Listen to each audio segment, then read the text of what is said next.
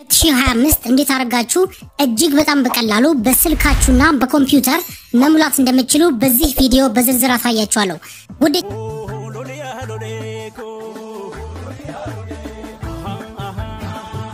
ዚያመት እንግዲህ የ2025ን በሚገባ አሞላሉን አሳያችኋለሁ። በስልካችሁ የምትጠቀሙ በመጀመሪያም እንደምታረጉት ከስልካችሁ ላይ ክሮም የተባለውን አፕሊኬሽን በመክፈት እንደምትመለከቱት ከላይ ሶስቷን ነጠብጣብ ነካትና ወደ ዲስክቶፕ ሳይት ተቀይሩታላችሁ። ከዛ በኋላ እንግዲህ ልክ አሁን ላይ በኮምፒውተር እንደማየው እያያችሁ ማስተካከል ትችላላችሁ። ወደ ፕሮሰሱ ገብቻለሁ። በመጀመሪያ ምንድነው የምናደርገው www.google.com የተባለው ዌብሳይት ላይ እንገባና እዚህ ጋር እንደምትመለከቱት ዲቪ 2025 ብለን እንጽፋለን። እንደምትመለከቱት እንግዲህ ዲቪ 2025 ብለን ከጻፍን በኋላ ሰርች እናደርጋለን። ከዛ በኋላ ከሚመጡላችሁ ሪዛልቶች ወይም ደግሞ ውጤቶች ውስጥ እዚህ መጀመሪያ ጋር እንደምትመለከቱት dvprogram.state.gov የሚባል ዌብሳይት አለ። ትክክለኛው ዲቪ መሙያ ዌብሳይት ይሄኛው ነው። የዚህ ዌብሳይት ሊንክ ዲስክሪፕሽን ቦክስ ላይና የኮሜንት የመጀመሪያው ቦታ ላይ አስቀምጥላችኋለሁ። እሱን ክሊክ በማድረግ ወደ ትክክለኛው ዌብሳይት መግባት ትችላላችሁ።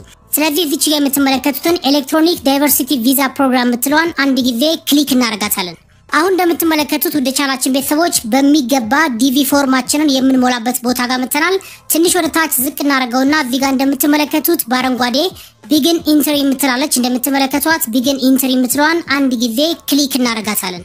እንደምትመለከቱት ክብራቻላችን ቤተሰቦች አሁን የምንገኘው አውተንቲፊኬሽን ኮድ ላይ ነው። ስለዚህ ምንድነው የምናደርገው እዚች ጋር የምትመለከቷቸውን ፊደሎችና ቁጥሮች በትክክል እንደምትመለከቱት እዚህ ጋር ታይፕ እናደርጋለን ማለት ነው።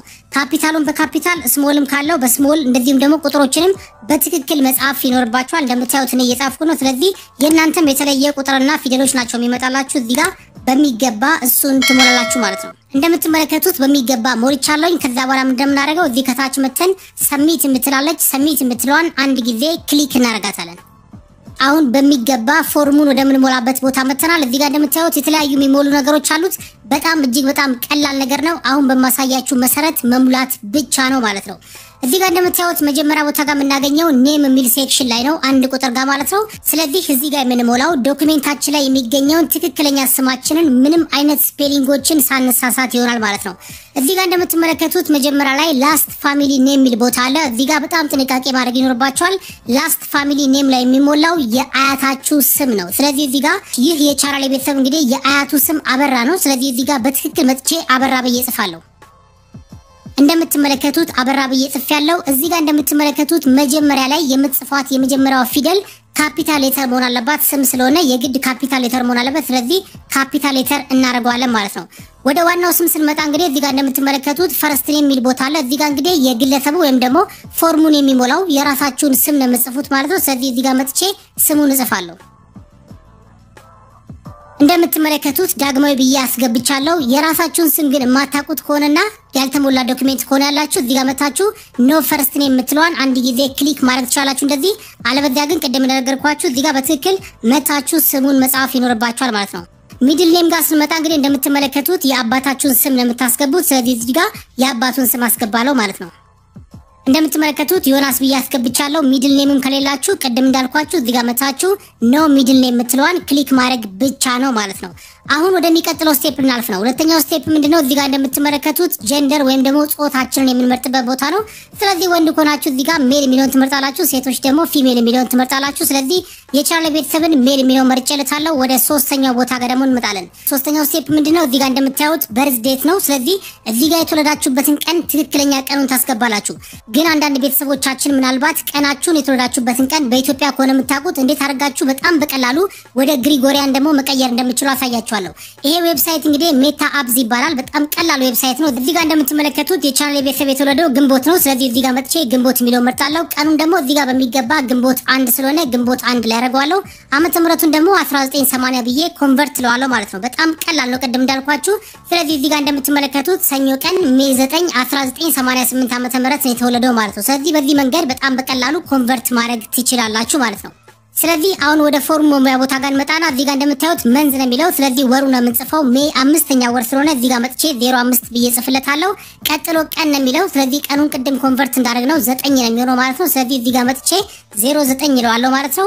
እዚህ ጋር ደግሞ እንደምትመለከቱት ዓመተ ምህረቱን ነው የሚጠይቀኝ። ስለዚህ ቅድም ኮንቨርት ያደረግነው ዓመተ ምህረቱን 1988 ዓመተ ምህረት ነው። ስለዚህ እዚህ ጋር መጥቼ 1988 የምትለዋን አስገባለሁ ማለት ነው። በጣም በቀላሉ የኢትዮጵያውን ቀን ወደ ግሪጎሪያን ቀየርን ማለት ነው። አሁን ወደ አራተኛው ስቴፕ እናልፍ ነው። እዚህ ጋር እንደምትመለከቱት አራተኛው ስቴፕ ላይ ሲቲ ዌር ዩ አር ቦርን ይላል። ስለዚህ እናንተ የተወለዳችሁበትን ትክክለኛ ከተማ ታስገቡለታላችሁ ማለት ነው። ብዙዎቻችሁ ያው ከዶክመንታችሁ ጋር ተመሳሳይ የሆነ ነገር እንድታስገቡ ሪከመንድ አደርጋችኋለሁ። ስለዚህ ይሄ ቻናል ቤተሰብ የተወለደው እንግዲህ አዲስ አበባ ስለሆነ እዚህ ጋር መጥቼ አዲስ አበባ ብዬ ጽፍለታለሁ ማለት ነው።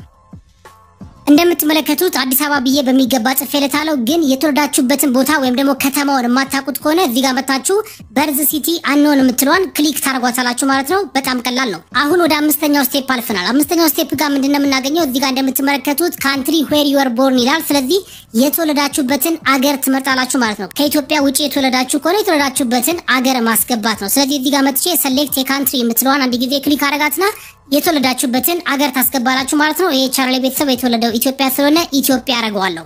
ወደ ቻናላችን ቤተሰቦች አሁን የምንገኘው ስድስተኛው ስቴፕ ላይ ነው። ስድስተኛው ስቴፕ በጣም ጥንቃቄ ይፈልጋል። ምክንያቱም በውጭ ሀገር ሆናችሁ ወይም ደግሞ ከኢትዮጵያ ውጪ ሆናችሁ የምትሞሉ ቤተሰቦች ይሄንን ስቴፕ በደንብ በጥንቃቄ መሙላት ይኖርባችኋል። እዚህ ጋር እንደምትመለከቱት ባጭሩ ምንድነው የሚለው? ይሄንን ዲቪ ፎርም የምትሞሉት የተወለዳችሁበት አገር ሆናችሁ ነው ወይ ነው የሚለው። ስለዚህ ኢትዮጵያ ውስጥ ሆናችሁ ከሆነ ይሄንን ዲቪ ፎርም የሞላችሁ ያላችሁት የስ የምትለዋን ብቻ ነው የምትመርጡት ማለት ነው። ግን ከኢትዮጵያ ውጪ ሆናችሁ የኢትዮጵያ ዜግነት ኖራችሁ በሌላ ሀገር ለምሳሌ በተለያዩ አረብ ሀገራት ልትኖሩ ትችላላችሁ። እንደዚህም ደግሞ የተለያዩ አፍሪካ ሀገሮችና የተለያየ ቦታ ላይ ያላችሁ ቤተሰቦች ሆናችሁ ግን በትውልድ ኢትዮጵያዊ ሆናችሁ በተለያየ ሀገር ሆናችሁ አፕላይ የምታደርጉ ወይም ፎርሙን የምትሞሉ ሰዎች መታችሁ ምንድነው የምትሉት? ኖ ብላችሁ ከመረጣችሁ በኋላ እዚህ ጋር እንደምትመለከቱት ሰሌክት የካንትሪ የምትለዋን ክሊክ በማድረግ አሁን ያላችሁበትን አገር ትመርጣላችሁ ማለት ነው። ለምሳሌ አንድ ሰው እስራኤል ሆኖ ከሆነ የሚሞላውና በትውልድ ኢትዮጵያዊ ከሆነ እዚህ ጋር መጥቶ እስራኤል የሚለውን ወይም ደግሞ የሚኖርበትን አገር ይመርጣል ማለት ነው። ስለዚህ በጥንቃቄ ይሄንን ቦታ መሙላት ይኖርባችኋል።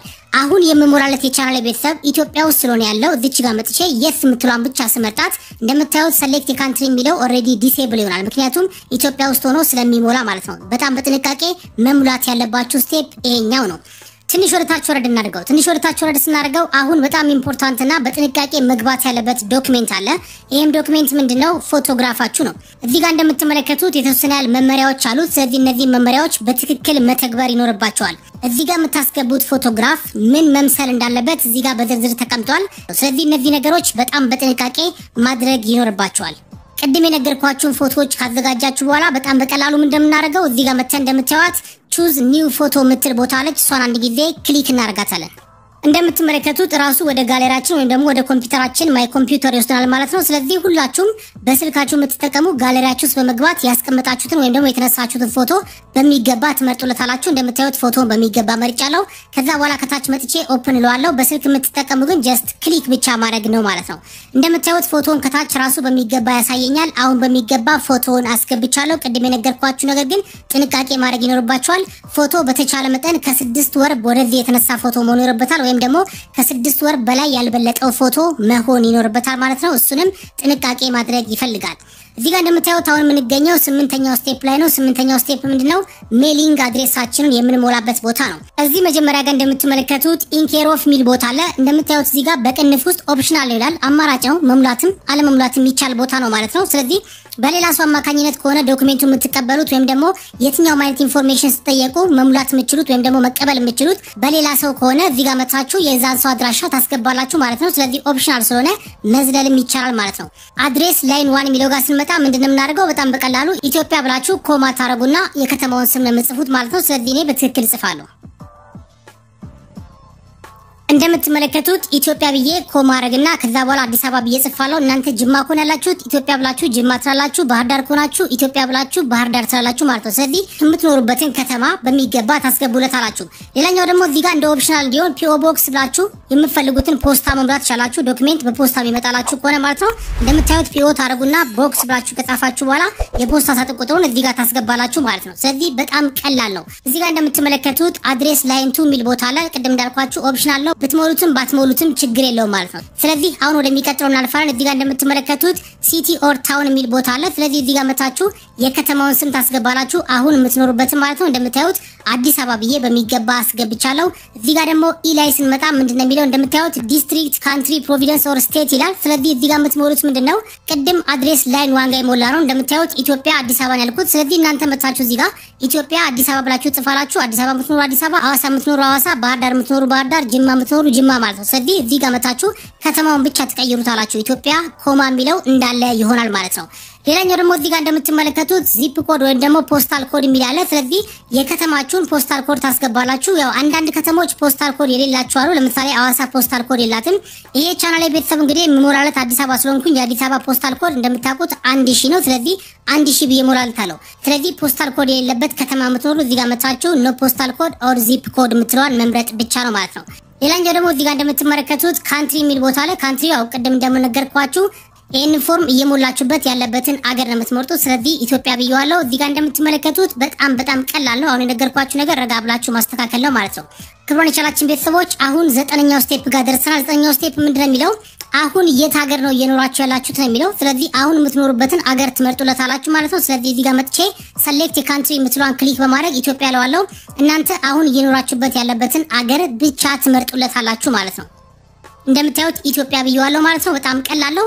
በመቀጠል ደግሞ እዚህ ጋር እንደምትመለከቱት ፎን ነምበር የሚል ቦታ አለ። እዚህ ጋር ኦፕሽን አለው መሙላትም አለመሙላትም ይቻላል፣ ግን መሙላቱን ሪኮመንድ አደርጋችኋለሁ። ስለዚህ ሁላችሁም +251 ታረጉና ስልክ ቁጥራችሁን ታስገባላችሁ ማለት ነው። እጅግ በጣም ቀላል ነው ማለት ነው። እንደምትመለከቱት ስልክ ቁጥሩን በሚገባ አስገብቻለሁ። አሁን ደግሞ ወደ 11ኛው ስቴፕ አልፈናል። እዚህ 11ኛው ስቴፕ ላይ እንደምትመለከቱት ኢሜል አድሬስ የሚል ቦታ አለ።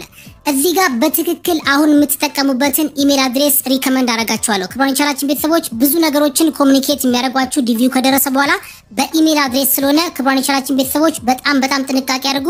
እዚህ ጋር የምትሞሉት ኢሜል ኤኒ ታይም አክሰስ ማድረግ የምትችሉት ኢሜል አድሬስ መሆን ይኖርበታል ማለት ነው። ስለዚህ እዚህ ጋር መጥቼ ኢሜል አድሬስ አስገባለሁ ማለት ነው። እንደምትመለከቱት ኢሜል አድሬሱን በሚገባ አስገብቻለሁ። ከዛ በኋላ ከታች እዚህ ጋር ይላል ኮንፈርም ኢሜል አድሬስ ይላል። ስለዚህ ድጋሚ ኢሜል አድሬሱን እዚህ ጋር ታይፕ ታርጉለታላችሁ። ክብሯን የቻላችን ቤተሰቦች ያው በጣም አስፈላጊ ስለሆነ ነው ድጋሚ እርግጠኛ ሆናችሁ ኮንፈርም አድርጉልኝ እያለ ያለው። ስለዚህ በትክክል መሙላታችሁን እርግጠኛ መሆን ይኖርባችኋል። እንደምትመለከቱት በድጋሚ ምን ኮንፈርም አድርጌለታለሁ ማለት ነው። አሁን ወደ ታች ዝቅ እናደርጋለን። ወደ ታች ዝቅ ስናደርገው እንደምትመለከቱት አሁን የምንገኘው 12ኛው ስቴፕ ላይ ነው። 12ኛው ስቴፕ ላይ የምንሞላው ምንድነው የትምህርት ደረጃችን ነው። ስለዚህ የትምህርት ደረጃችሁን በትክክል እዚህ ጋር መምረጥ ይኖርባችኋል። ለምሳሌ በዲግሪ የተመረቃችሁ ካላችሁ፣ ቮኬሽናል ስኩል የተማራችሁ፣ ሃይ ስኩል ዲግሪ ያላችሁ ከሆናችሁ ብቻ የትምህርት ደረጃችሁን እዚህ ጋር በሚገባ ትመርጡለታላችሁ ማለት ነው። ይሄ ቻናል ቤተሰብ እንግዲህ የዩኒቨርሲቲ ዲግሪ ያለው ስለሆነ እዚህ ጋር መጥቼ ዩኒቨርሲቲ ዲግሪ የምትለዋን እመርጣለሁ። ትንሽ ወደ ታች ዝቅ እናደርገውና እዚህ ጋር እንደምታዩት 13ኛው ስቴፕ ጋር ነው የምንገኘው። 13ኛው ስቴፕ ምንድነው የሚለው ማሪታል ስታተስ ነው። ይሄ ማለት ባጭሩ ማለት ነው የጋብቻ ሁኔታችንን የምንመርጥበት ቦታ ነው። እነዚህ ነገሮች በዝርዝር አስረዳቸዋለሁ። ከአምናው ለየት የሚል ነገር አላቸው። እዚህ መጀመሪያ ላይ የምትመለከቱት አንሜሪድ የሚለው ካላገባችሁ አንሜሪድ የሚለውን ትመርጣላችሁ ማለት ነው። አሁን እነዚህ ሁለተኛውና ሶስተኛው የምትመለከቷቸው በዚህ ዓመት የተጨመሩ አዳዲስ ነገሮች ናቸው። እነሱን አብራርቼ ልንገራችሁ። እዚህ መጀመሪያ ጋር የምትመለከቱት ምንድነው? አሁን ለምሳሌ እኔ ይሄንን ፎርም እየሞላው ከሆነ እዛ አሜሪካን ሀገር ውስጥ ሚስት ካለኝና እሷ የመኖሪያ ፍቃድ ከሌላት ይሄንን መርጣለሁ። ስለዚህ አንዲት ሴት ከሆነች ደግሞ የምትሞላው ባሏ እዛ አሜሪካን ሀገር ይገኛል፣ ግን የመኖሪያ ፍቃድ የሌለው ሰው ከሆነ ይሄን ትመርጣላችሁ ማለት ነው። ከታች ወዳለው ስንመጣ ደግሞ እዚህ ጋር እንደምትመለከቱት ለምሳሌ እኔ ኮንኩኝ ይሄንን ፎርም ሞላው የኔ ሚስቴ ወይም ደግሞ ባለቤቴ አሜሪካን ሀገር ውስጥ የመኖሪያ ፍቃድ ካላት ይሄንን መርጣለሁ ማለት ነው። ስለዚህ ክብሯን የቻላችን ቤተሰቦች እነዚህ ሁለቱን በደንብ ለይታችሁ ማወቅ ይኖርባችኋል ማለት ነው። ኖት የሚለው ቦታ ጋር ያለው በአጠቃላይ ምንድነው? ለምሳሌ ሀና የምትባልች ከሆነ የምትሞላው ባሏ አሜሪካን ሀገር ውስጥ የመኖሪያ ፍቃድ ከሌለው ይሄን ትመርጣለች ማለት ነው። እዚህ ከታች ደግሞ መተን ለምሳሌ ሀና አሜሪካን ውስጥ ባሏ የመኖሪያ ፍቃድ ካለው ግን ይሄንን ትመርጣለች ማለት ነው። እጅግ በጣም ቀላል ነው። ዲቮርስድ የሚል ያለ ዲቮርስድ ምንድነው? የተፋታችሁ ከሆናችሁ ይሄንን ቦታ ትመርጣላችሁ ማለት ነው። ሌላኛው ደግሞ ዊዶድ የሚል አለ። ይሄ ማለት በህይወት የተለያችሁ ወይም ደግሞ ባላችሁ ወይም ደግሞ ሚስታችሁ የሞተባችሁ እዚህ ጋር መታችሁ ዊዶድ የሚለውን ትመርጣላችሁ ማለት ነው። ሌላኛው ደግሞ እዚህ ጋር እንደምታዩት ሌጋሊ ሰፓሬትድ የሚል ቦታ አለ። እዚህ ጋር ሌጋሊ ሰፓሬትድ ባጭሩ ምን ማለት ነው? በህጋዊ መንገድ የተፋታችሁ ከሆናችሁ እዚህ ጋር መታችሁ ሌጋሊ ሰፓሬትድ የሚለውን ትመርጣላችሁ ማለት ነው። ስለዚህ ይሄ ቻናል ቤተሰብ እንግዲህ አላገባም ስለዚህ እዚች ጋር መጥቼ አንሜሪድ የምትለዋን እመርጥለታለሁ ማለት ነው። ክብሮን ቻናላችን ቤተሰቦች እዚህ ጋር ያገባችሁ ዶክመንቶችን ማስገባት ሊኖርባችሁ ስለሚችል እናንተ ያገባችሁና ቤተሰብ ልጆች ያላችሁ ቤተሰቦች በጣም በቀላሉ እሱን እንዴት አድርጋችሁ መሙላት እንደምትችሉ ከዚህ በኋላ የምሰራላችሁ ቪዲዮ ይኖራል ማለት ነው። እዚህ ጋር የምትመለከቱትን 13ኛውን በሚገባ ከመረጥን በኋላ ትንሽ ወደ ታች ዝቅ እናደርገውና እዚህ ጋር እንደምትመለከቱት ነምበር ኦፍ ችልድረን የሚል ቦታ አለ 14ኛው ቦታ ጋር እዚህ ጋር የልጆቻችሁን ብዛት ትጽፋላችሁ ማለት ነው። ክብሮን ቻናላችን ቤተሰቦች 10 ከሆኑ እዚህ ጋር 10 5 ከሆኑ 5 ያላችሁን የልጆች ብዛት ትክክለኛ ቁጥራቸውን ትጽፋላችሁ ማለት ነው። ስለዚህ የቻናሌ ቤተሰብ ስላላገባ እዚች ጋር መጥቼ 0 ብዬ ጽፋለሁ ማለት ነው። እንደምታዩት በሚገባ ሞልቻለሁኝ። በመቀጠል ምንድነው ማድረገው እዚህ ጋር እንደምታዩት ኮንቲኒው የምትል ቦታ አለች። ኮንቲኒው የምትለዋን ክሊክ እናረጋታለን። እንደምትመለከቱት ወደ ቻናላችን ቤተሰቦች አሁን ወደሚቀጥለው ስቴፕ ራሱ አሳልፎናል። እዚህ ጋር ምንድነው የምናደርገው በጣም በቀላሉ የሞላነው ነገር ትክክል እንደሆነና እንዳልሆነ ቼክ የምናደርግበት ቦታ ነው። አንድ ቻንስ አለን ወደ ኋላ መመለስ አንድ ቻንስ ስላለን ስለዚህ በትክክል የሞላችሁት ነገር ትክክል እንደሆነ ቼክ እናደርጋለን። እዚህ ጋር እንደምታዩት ኔም የሚለው ቦታ ጋር የሞላነው ትክክል እንደሆነ ቼክ እናደርጋለን። ጾታችን ጋር እንደዚሁም ደግሞ በርዝ ዴት ጋር ያለውን ነገር ቼክ እናደርጋለን። እንደዚሁም ደግሞ የተወዳችሁበት ከተማና የመሳሰሉት ነገሮች እርግጠኛ መሆን ይኖርባችኋል ማለት ነው። እንደምታዩት እዚህ ጋር ፎቶንም ሪሲቭድ ብሎኛል ተቀብሏል ማለት ነው። ስለዚህ በትክክል እንደሞላችሁ እርግጠኛ ከሆናችሁ በጣም በቀላሉ ወደ ታች ወረድ ታረጉትና እዚህ ጋር መተን ሰሚት የምትለዋን ክሊክ እናደርጋለን። ግን በመሃል የተሳሳታችሁት ነገር እንዳለ ካገኛችሁ ግን go back to part 1 የምትለዋን ክሊክ በማድረግ ወደ ኋላ ተመልሳችሁ ማስተካከል ትችላላችሁ። ስለዚህ እርግጠኛ ስለሆንኩኝ ነው አሁን ምን አደርጋለሁ እዚህ ጋር ከታች መጥቼ ሰሚት የምትለዋን አንድ ጊዜ ክሊክ አደርጋታለሁ። እንደምትመለከቱት እንግዲህ ወደ ቻናላችን ቤተሰቦች በሚገባ ዲቪው ሞልተን ጨርሰናል። እዚህ ጋር እንደምትመለከቱት ሰክሰስ ብሏል ኦሬዲ ተሳክቶልናል ማለት ነው። እዚህ ጋር እንደምታዩት ሙሉ ኢንፎርሜሽኑ አለ ማለት ነው። አሁን እጅግ በጣም ብዙ ሰዎች የሚሸወዱት እዚህ ጋር ነው። ክብሮን ቻናላችን ቤተሰቦች በጣም ወሳኝ ቁጥር አለ እዚህ ጋር እንደምትመለከቱት ኮንፈርሜሽን ነምበር የሚባል እዚህ ጋር የምትመለከቱትን ነምበር በትክክል ደና ቦታ ማስቀመጥ መቻል አለባችሁ። ፕሪንት አድርጋችሁ ብትይዙ ጥሩ ነው። አለበለዚያም ደግሞ ስክሪንሻት አድርጋችሁ ለተለያዩ ሰዎች ላኩትና አስቀምጡ ማለት ነው። ይሄን ነገር ካላገኛችሁ ዲቪ ሎተሪው ይድረሳችሁ አይድረሳችሁ በፍጹም ማወቅ አትችሉም ማለት ነው። ሌላኛው ደግሞ ማስቀመጥ ያለባችሁ ወይም ደግሞ ማስተዋወስ ያለባችሁ እዚህ ጋር የምትመለከቱትን የልደታችሁን ቀን ነው። ስለዚህ ይሄንን ኮንፈርሜሽን ነምበር የተባለውና የልደት ቀናችሁን በሚገባ ማስቀመጥ ይኖርባችኋል።